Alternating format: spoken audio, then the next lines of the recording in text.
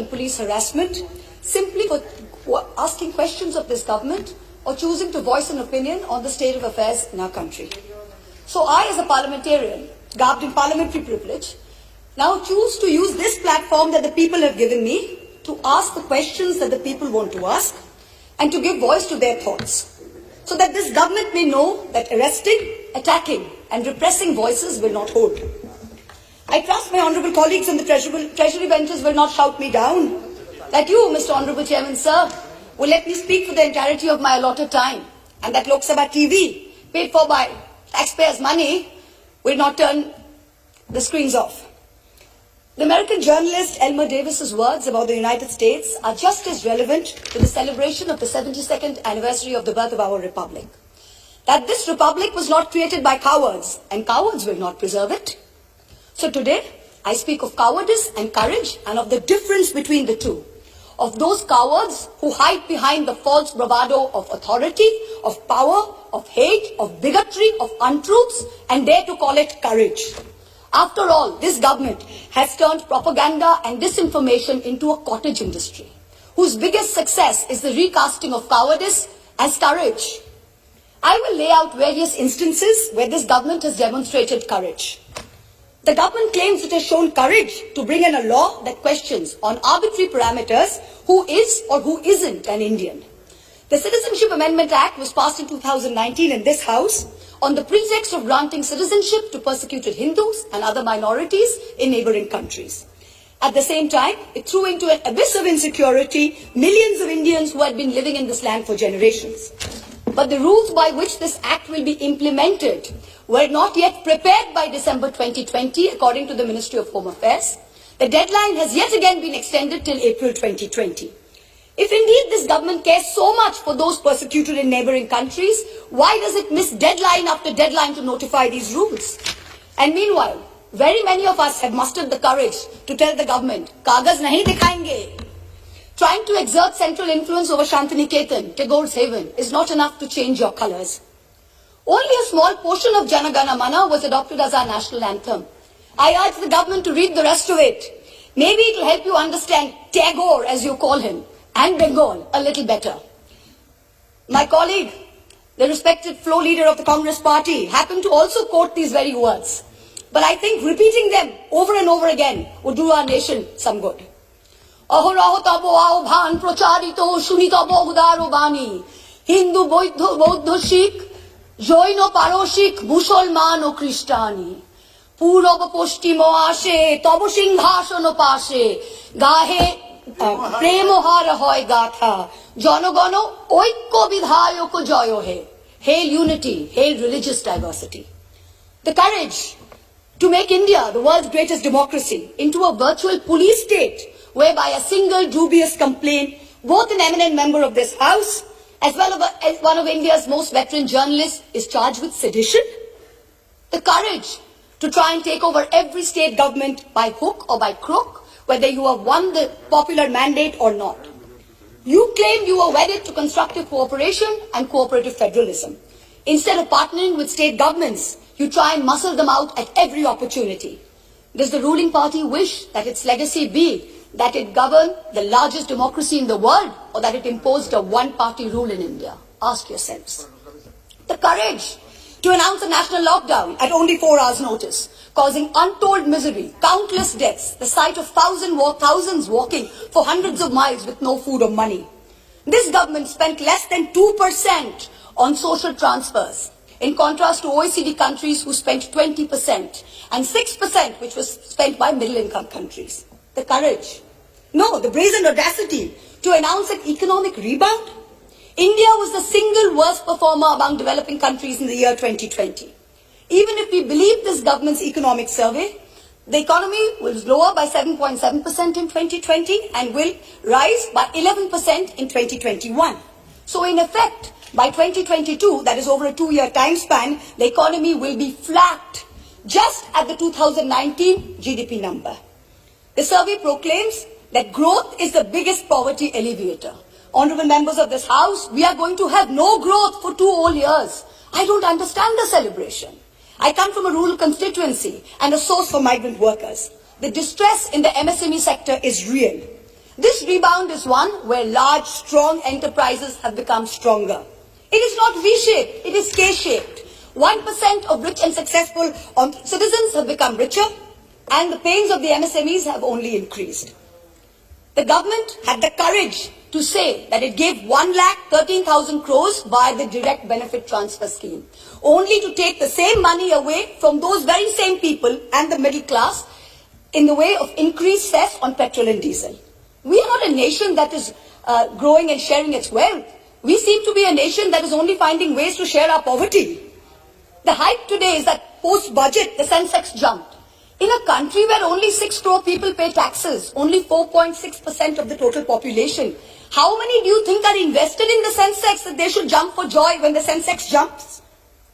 The courage to use the official channels of the Ministry of External Affairs to respond to social media posts by an 18-year-old climate activist and an American pop star, where not even one single ministry has been deputed by this government to try and look out for the food, water and basic sanitation needs of the farmers and their families who have been camping at the border for almost 90 days.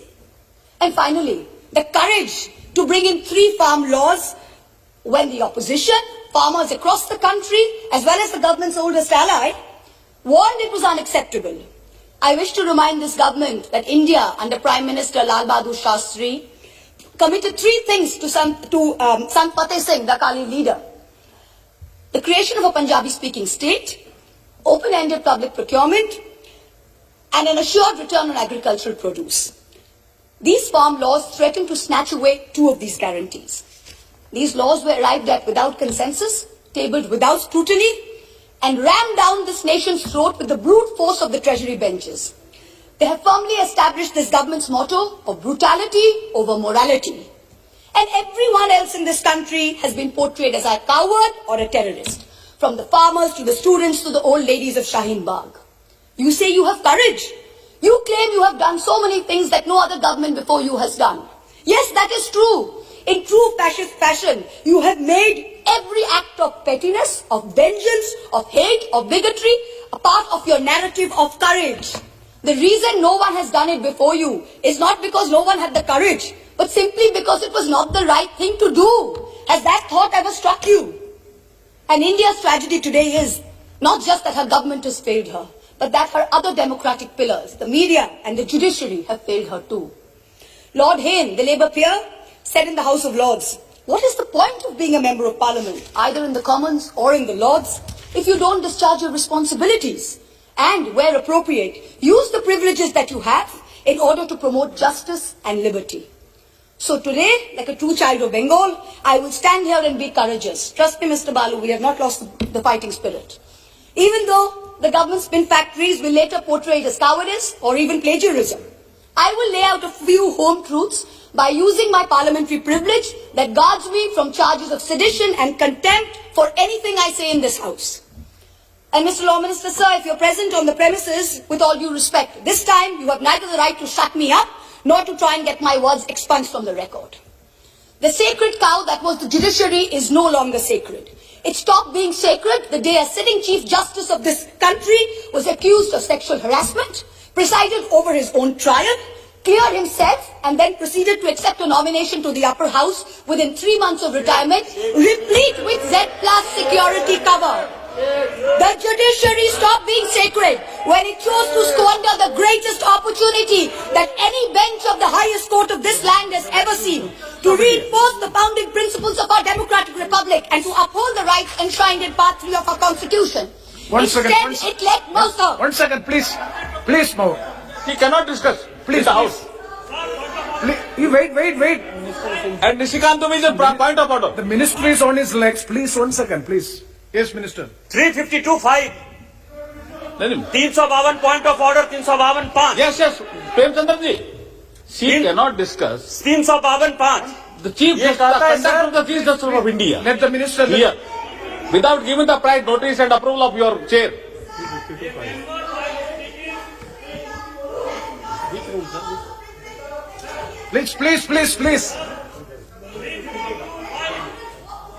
Please, honorable. Please, Mau Maitra ji, please be seated. Please be seated. This house is run by the rules and procedure. When a member seeks a point of order, definitely it is the right of the member. So I have to hear them, and I will pass the order, pass the rulings. Please. 352(5). A member while speaking shall not reflect upon the conduct of a person in high authority unless the discussion is based on a substantive motion drawn in proper items. Chief justice of India को हम लोग यहाँ discuss कर रहे हैं sir. Chief justice of India, Bharat के राष्ट्रपति ने उस आदमी को नॉमिनेट किया है, भारत के राष्ट्रपति के ऊपर डिस्कशन कर रहे हैं सर। और यदि इसी तरह से चलता रहा तो इस डेमोक्रेसी का बाजा बच जाएगा। इसीलिए कि उन्होंने राम मंदिर का judgement. See. Yes, yes. Yes, please. Please, Saugata Rai ji, please.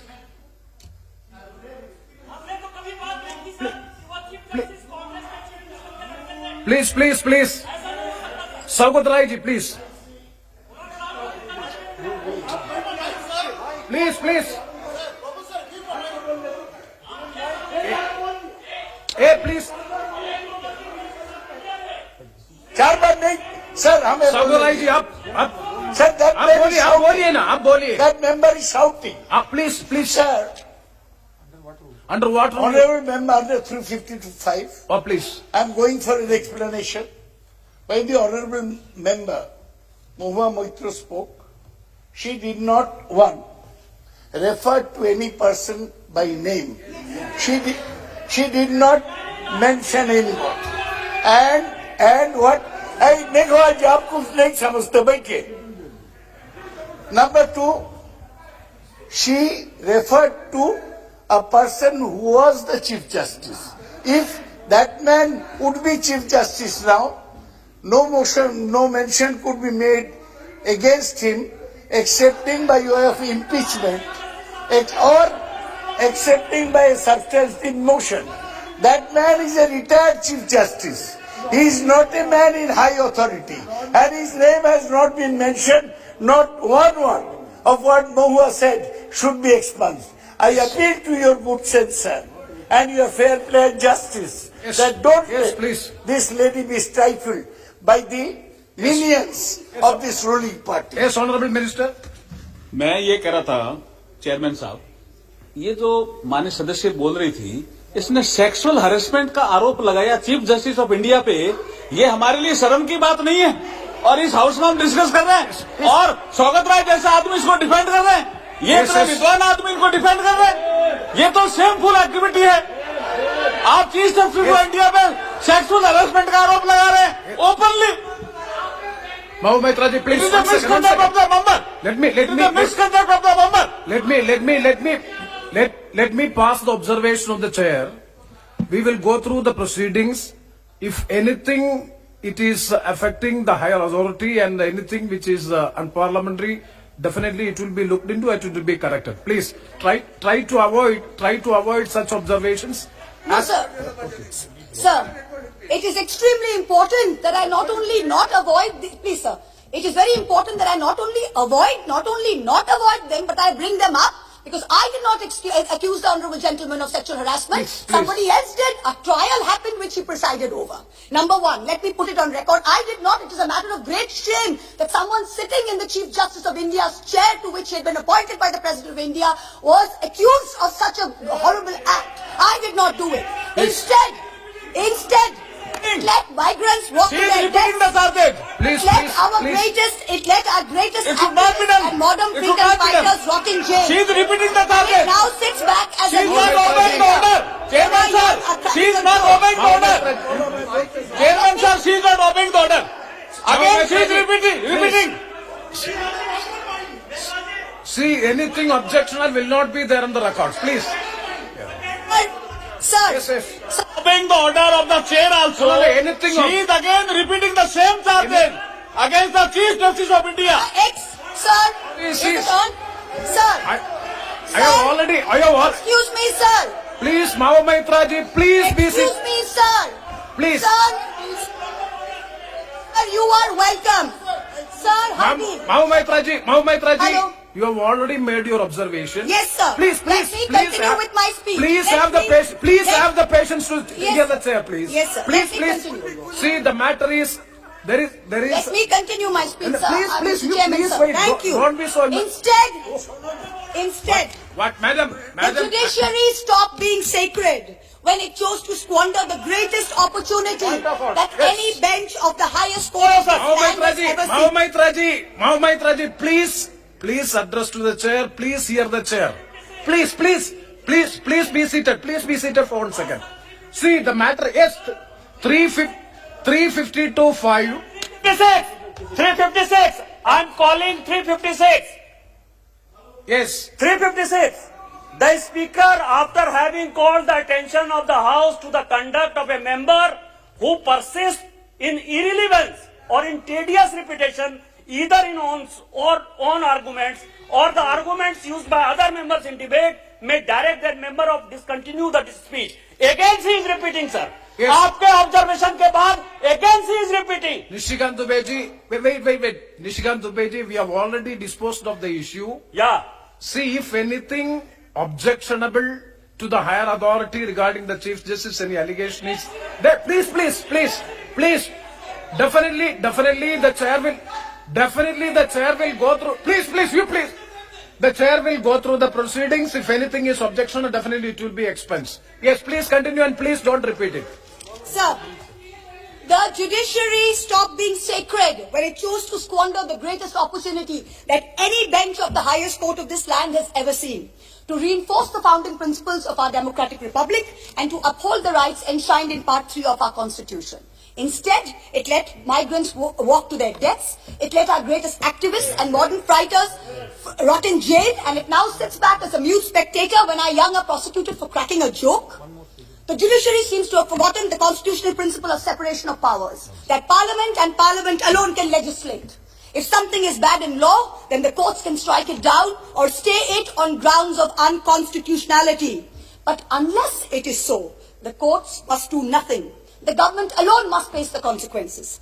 If the government has brought in the farm laws which are not acceptable to people, then either the government will repeal the laws or the courts or the people will vote the government out.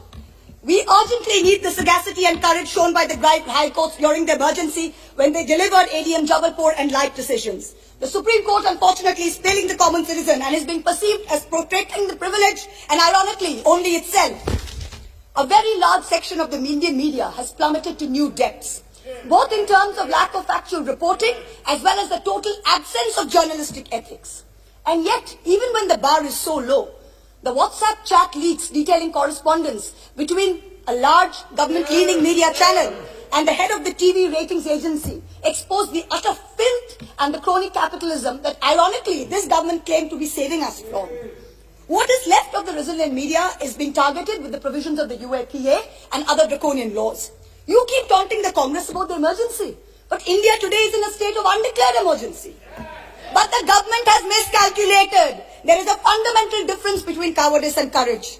The coward is brave only when armed with power and authority. The truly courageous can fight even when unarmed. Do not forget this. Do not forget this when you tell the authorities in Ghaziabad to clear the protest site overnight with the help of the police and the bureaucracy. You are not being courageous. You're a coward wielding power. The truly brave came in droves from villages wielding nothing but the belief that their cause is just. Only They one were speaker? propelled. One speaker. They were propelled by the spontaneous tears of their leader, not by the force of their water cannons. Do not forget this when you block the roads and cut the internet off in 17 of Haryana's districts. You are not being brave. You are a coward wielding power. The state of Haryana gives 10% of India's air force and contributes to 11% of the total strength of the Indian Navy. Its people can neither be termed anti-national, nor terrorists, nor gaddars. Do not forget this. When a peaceful 60-day movement is insidiously hijacked and then you slap FIRs on Punjab's farmers. You are not being courageous. You are a coward wielding power. Bhagal Singh and Jassa Singh Ahluwalia, leading their missiles, captured Delhi way back in 1783 from the Mughals. Their descendants do not lead a lesson in courage from those who captured Delhi only in 2014. Tagore, in his poem, Bondi Bir, the Captive Warrior, an ode to Sardar Banda Singh Bahadur, wrote, এসে শেষে একদিন জীবন মৃত্যু পায়ের ভৃত্য চিত্ত ভাবনাহীন এসে শেষে একদিন that momentous day has arrived. In the 125th year of Subhash Chandra Bose's birth, the central government has made every attempt to hijack Netaji's legacy and weave it into their own fake, narrow narrative of courage. But this nation needs to know that Netaji had two clarion calls, both embodiments of his courage and his spirit. One was the salutation, Jai Hind. Today this government has replaced this national greeting with a narrow religious chant that it uses as a war cry to heckle, to bully, and to always remind the minority about who's in charge. Netaji's second call was Delhi Chalo. Chalo Delhi. This government falls over itself to pay lip service to Netaji. But in truth, you block the borders in Singhu, in Ghazipur, in Tikri with walls and spikes for all those who actually want to come to Delhi to tell you that much like Subhash Chandra Bose, they too will not accept any halfway house. Netaji told us never to lose faith in the destiny of India, and it is not India's destiny to be ruled by cowards. The time has come for us all Please to show conclude. courage. Please conclude. गिरते हैं शहसवार मैदान जंग में वो तिफिल क्या गिरे जो घुटनों के बल चले Repeal or nothing. Thank you. Very good. Shri PV Mithun Reddy, thank you very much. Thank you, sir, for letting me talk on the motion of thanks to the President's address. Sir, I would like to bring to your notice